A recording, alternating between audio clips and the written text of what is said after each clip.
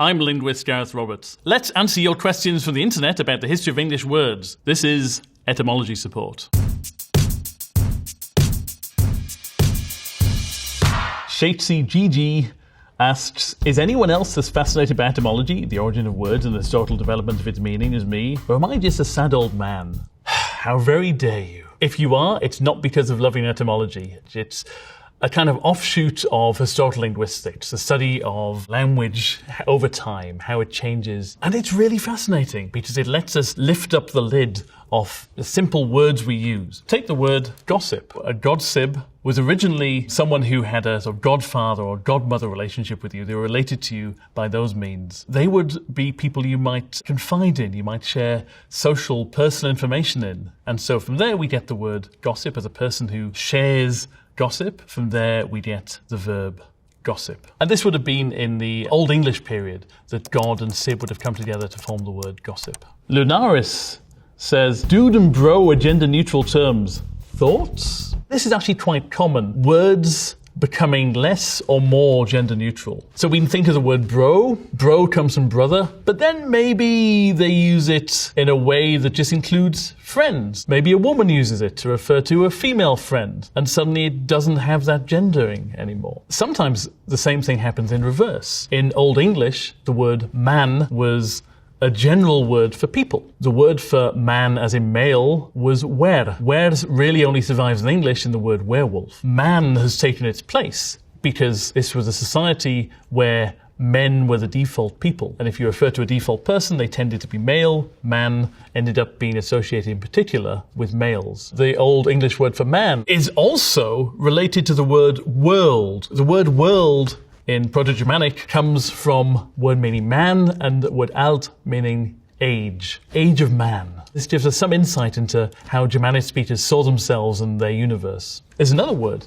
in this area which has an interesting history. That's the word guy. So guy actually comes from the name of Guy Fawkes, who was captured in the Gunpowder Plot and executed horribly. And every year after that, in Britain, people celebrated catching and killing him by burning effigies of him on a big bonfire. And these effigies were known as guys. Kids would go around asking for a penny for the guy. People sometimes started using this to refer to someone who was disheveled, a sort of grotesque-looking human, a sort of insulting term for a man. Might call him a guy. And in America, interestingly, around the same kind of period, you get examples of people using the word just to refer to man generically. Lifted N Gifted Zero asks, who the came up with a silent letter? English spelling is weird. Take the word night or nor. Once upon a time, people genuinely did pronounce the K at the start of night. They'd say knicht, or they would pronounce the G at the start of nor. They'd say gnor. Over time in English, these things changed. People stopped pronouncing those, but we didn't update the spelling. We actually did used to say wolder and shoulder, the ancestors of would and should. We stopped pronouncing those L's, but we kept the L's in. But could never actually had the L in the first place. We just added that L because we wanted to make it match up with would and should. And we find this kind of thing also happening quite a lot with words that have been borrowed into the language. There was no B in the word doubt, either in English or in French. But the word came ultimately from the Latin word dubitare, which has a B. So at some point in the Middle Ages, both French and English scribes decided that perhaps we should put the B back in. Jenna Civi, someone just used the word unalived on BBC News. The news! And my dad turned to me and was like, I didn't know that was a word. This is one of those places where you have an effect of taboos.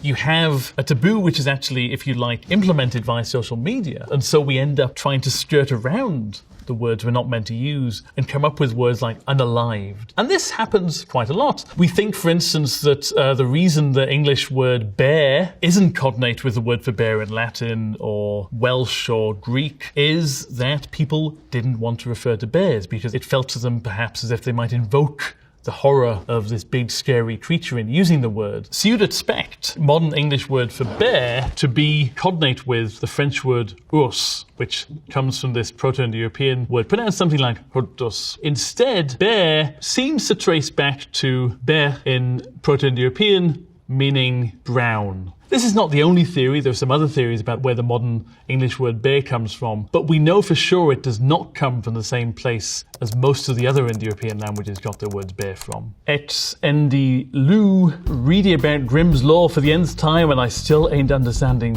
So Grimm's law refers to a set of sound changes which happened to occur in the Germanic languages like English millennia ago in the emergence of Proto-Germanic from Proto-Indo-European. P became F in the Germanic languages, K became H. For example, here are some words in English: fish, father, hound, head, and their cognates in Latin. Piscis, pater, canis, caput. The P's in Latin correspond to F's in English, and the C's in Latin correspond to H's in English. You can get an idea about how certain changes happen by imagining pronouncing the same sound over and over again. Pa, pa, pa, pa, pa, pa, pa. And you might notice if you do this a lot that the P maybe slips slightly and you end up, rather than with a P sound, with a F sound. This is essentially what happened in the history of the Germanic languages. Lights for FitF says, it sits there and I can't stop thinking about how swear words are invented. Like, who said the word f*** one day and decided it was forbidden? There's a whole bunch of things that people don't really like talking about. Sex is one of these things.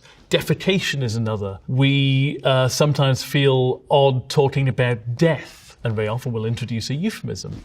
For example, at some point, people didn't want to use whatever word they had at the time to refer to urination, so they started imitating the sound that people make when they urinate, pss, and that's the origin of the word piss in Latin, pisciare. More recently, the word piss itself stopped feeling so euphemistic, so we ended up using the word pee simply by taking the first letter of piss and using that to refer to urination. Similar to F for F off. Tonya MJ_ writes, you'll just be making up words. Yes, quite literally that's what we did as humans to create language. Or do you think a man in the sky just dropped the Oxford English Dictionary on the Neanderthal on his way back to his cave? Yes.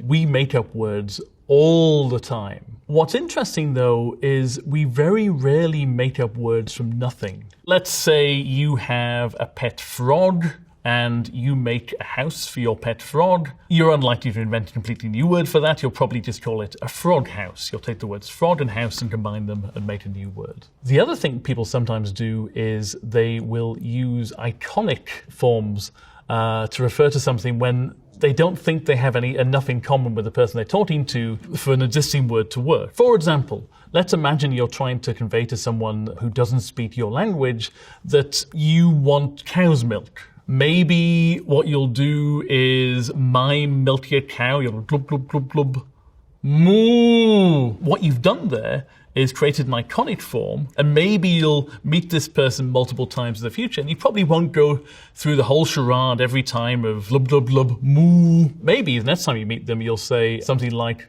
glub, moo. And that is not dissimilar from what's happened many times in the history of language. Another example, the word but in English originally meant outside. Outside implies physical separation. It implies that something is not within the other thing. It's a short step from there to meaning without. You have something without the other thing because that thing is now outside it. That shifted to be used in an abstract sense to mean accept. Everything except that tree. Everything except this book. And over time, this meaning of without or accept shifted even further to mean but, to make a contrast between two parts of a sentence. BLVTRSE_. One thing that fascinates me about the human experience is the development of language. Like, how did each language form? Was there one common language at one point? Mind-blowing. Languages have quite likely been around for at least 100,000 years, if not hundreds of thousands of years. We actually don't know whether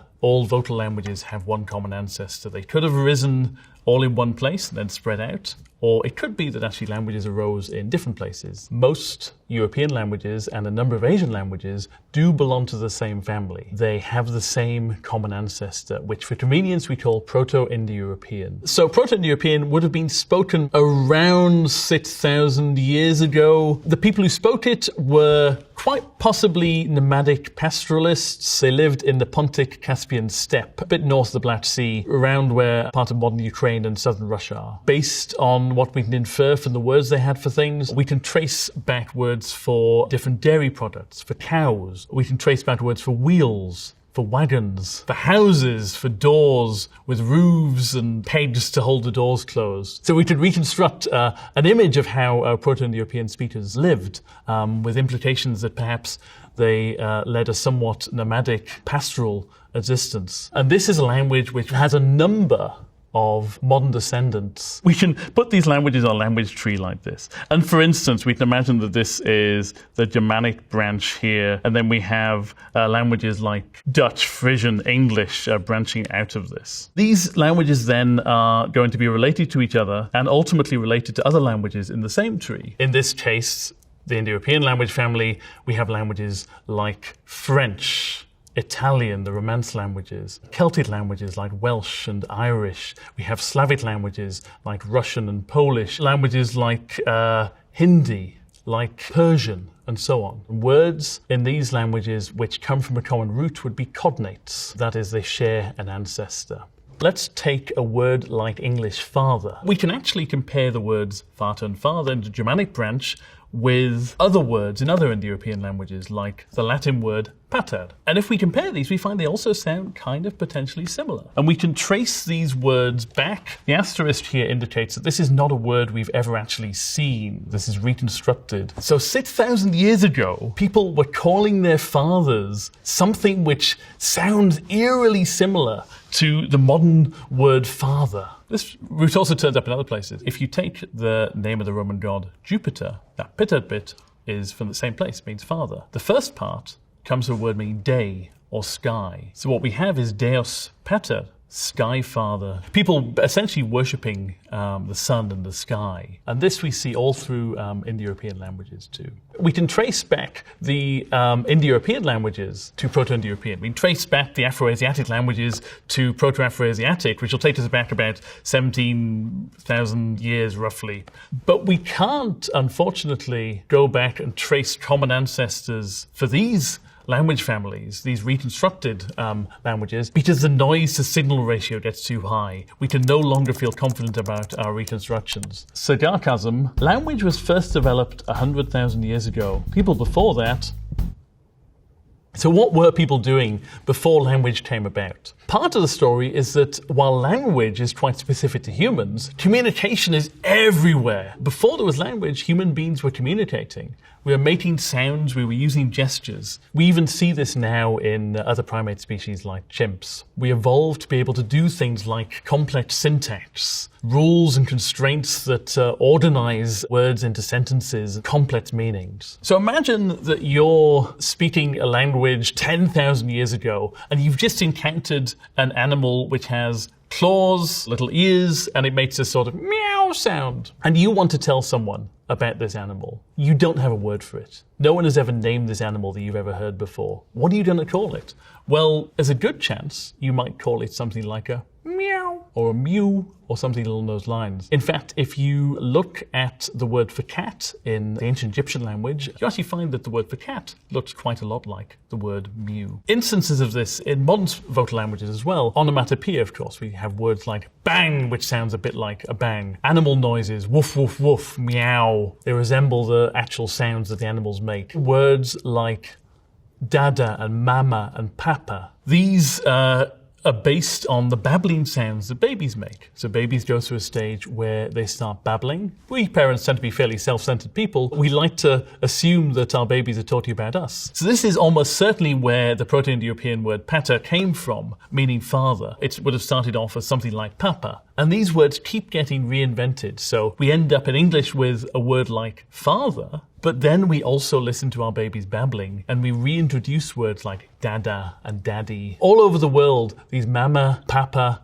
dada words keep getting reintroduced as parents listen to their babies babbling. Clive Durdle asks, where did the word orange come from? The word orange came into English from French, and French got it from Spanish, which got it from Arabic, which got it from Sanskrit, and so on. What's interesting here is the Spanish word is naranja, starting with an N. The N became associated with the indefinite article. So it's like instead of saying norange, you reinterpret that as an orange. And this actually happened a few times in the history of words. So apron originally was napron, reinterpreted as an apron. And the Old English word for snake, nadder, was reinterpreted as an adder. So sometimes mistakes can give birth to new forms of words. Shaylee says, shout out to the guy who invented the word poop. That is dead ass. Poop for real. The word poop actually probably meant something more like fart originally. So it seems to be onomatopoeic, poo, with a meaning similar to puff. That is, it represents the sound made by a puff of air. So it probably meant something a bit like fart, and then started to be used euphemistically to refer to other things that come out of your butt. Critical Stressy asks, why do Americans say fall when autumn was a perfectly good word for the season? Neither fall nor autumn was actually the original English word. Fall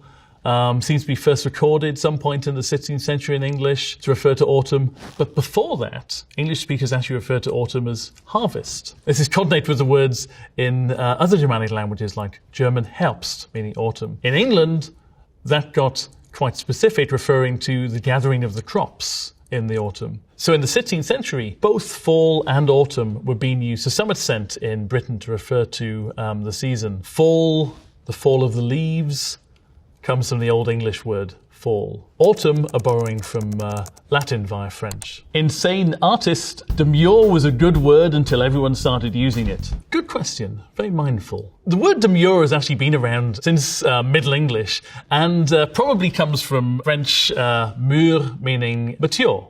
It's actually cognate with the word mature. We don't actually know where the de part comes from. No French word demure as far as we're aware. But recently it's got kind of popular on TikTok, and people have been using the phrase very demure, very mindful, to refer to a whole bunch of things. And I think this is an example of how people love to have fun with language. People like to be ironic. They like to use words like wicked to mean good, using expressions that get a good reaction from people. Ali Padrino, dude, I'm deaf getting old. What is this new slang these kids got? What's the YNS era? What the is FOMO? Why are you all typing CS for cuz or TS for that?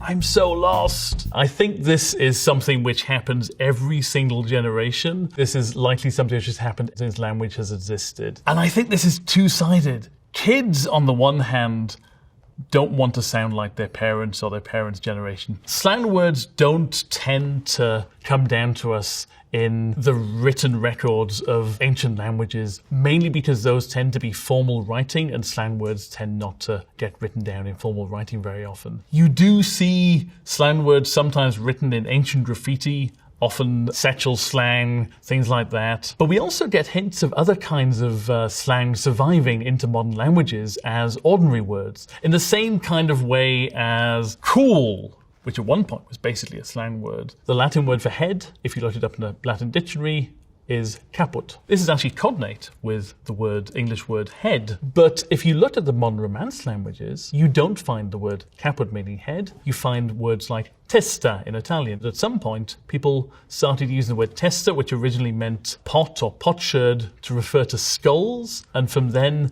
to use this word which had come to mean skull to refer to people's heads. Kaylee Jadar, who invented the word no? We don't know. No goes back ultimately to Proto-Indo-European. The English word no is actually a shortening of none, which comes from ne an, meaning not one. And the ne part is actually very similar to its Proto-Indo-European ancestor ne. And that survives in lots of modern Indo-European languages. We don't know what the origin is of this word, but one possibility that's been suggested is it actually goes back to the kind of face that maybe babies make when they refuse something, the no face. Hot girl Mara says, I'm starving to death, I'm dying, and my girlfriend won't choose a restaurant because she's too busy telling me about the Great Vowel Shift. I really sympathize. You should never do linguistics on an empty stomach. But the Great Vowel Shift is really interesting. To understand it, it helps to understand a bit about what vowels are and how they work. This is a model of the human vocal tract. The mouth at this end, tongue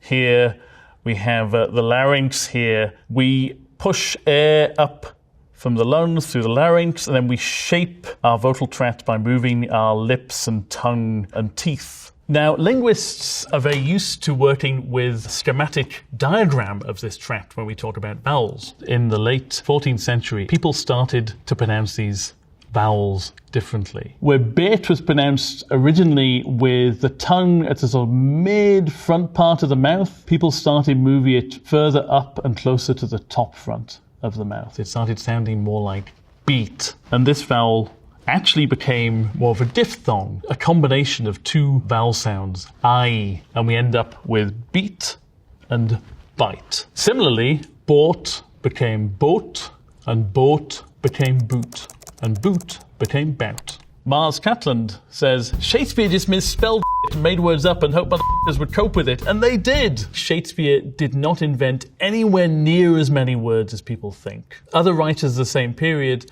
actually had similar or even larger vocabularies. Lots and lots of people who were contributing dictionary entries had copies of Shakespeare. Shakespeare was the first place they found many instances of some of these words. He might, in many cases, have been the first person who wrote some of these words down, but that doesn't mean that he invented them. He came up with many fantastic turns of phrase like one fell swoop. Other words like mockable, for instance, might be that Shakespeare was the first person to use the word mockable. These are productive morphemes in language that are quite easy to combine. Oh My Lantis asks, why did we stop saying thee and thou? Like, I'm honestly not sure how to use them in a sentence. It's actually kind of interesting that English stopped using thee and thou because their cognates, like French tu, Russian tu, stayed around in those languages. So thee and thou were originally second person singular. You, when you were referring to just one person. You was originally the plural form. But around the early medieval period, people started to use you for singulars as well. This started in Latin. You had tu and vos, tu being the singular you, vos being plural you. But people started using vos also when they were talking to one person, but they wanted to be respectful to them. Some people have suggested that this was because there were two emperors. There was the emperor in Rome, emperor in Constantinople. There were these two centers of the Roman Empire for a while. It's also possible that people just considered that the word for more people was somehow the more respectful form. Around the 17th century, somewhat abruptly, people, especially the southeast of England, started to drop thou and thee. Also around this time, you had certain religious groups like the Quakers using thou and thee for everyone. And this was not necessarily very popular, so people might have wanted to distance themselves from that usage. Soft Playband says, word is a word invented, call words words. Word.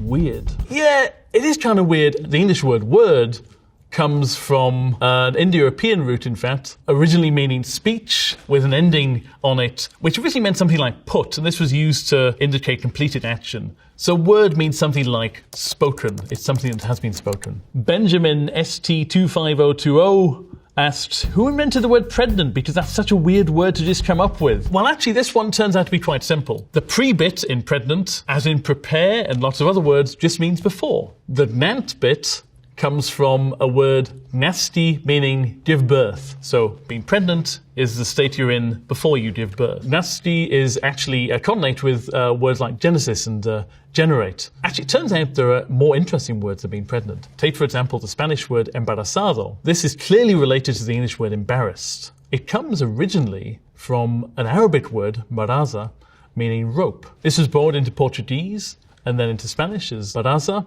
and gave birth to a word meaning entangled. This is a concrete word originally, referring to people being entangled in a rope, but it came quite rapidly to refer to a more abstract sense of being entangled or inconvenienced, which is where we get the word embarrassed, ultimately. This entangled, inconvenienced meaning was used as a euphemism for pregnant, hence the Spanish word embarazado. Dewey Wrights says, something that always fascinates me. We don't know where the word dog comes from. It just appeared in late medieval English from no apparent root word. This is actually a mystery in etymology. We might have expected the word hound in modern English to be the usual word for dog. Instead, hound became more specialized and the general word for dog is dog. And we don't quite know where it comes from. But dog is actually one of a set of words, along with pig, hog, frog, all ending in G in modern English, which in Old English seem to have had this CGA ending, so dotka, flotka, hodka, pigka. This is a little bit mysterious. We don't quite know where this came in. And these are words which we don't see recorded all that often in writing. What most likely happened is that these were kind of cute, expressive words that were maybe used in the nursery or when people wanted to talk in a cute way about dogs. And so they didn't tend to end up in formal writing. When people use the word doggo now, they might be taking the word dog back to its origins. So that's all the questions. Thanks for listening. This has been Etymology Support.